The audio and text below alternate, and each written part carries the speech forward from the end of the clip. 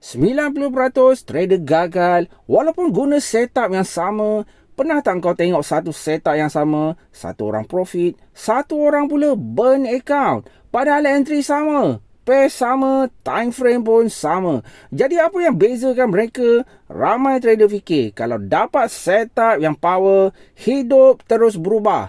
Beli indikator baru, masuk group signal baru, cari strategi baru setiap minggu. Tapi hasilnya tetap sama. Menang sekejap, lepas tu rugi balik. Pause. Ramai tak sedar. Sebenarnya masalah bukan pada setup. Masalahnya ialah pada cara kita ikut setup tu. Tak semua trader ada disiplin yang sama. Tak semua trader sanggup tunggu entry yang betul. Dan tak semua trader mampu terima loss yang kecil. Sebab tu ada dua orang yang boleh guna setup yang sama.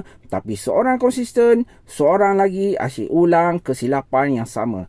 Overtrade, FOMO, pindah stop loss dan akhirnya salahkan strategi. Setup boleh diajar dalam sehari, tapi disiplin itulah yang ramai trader masih belum kuasai. Setuju atau tidak?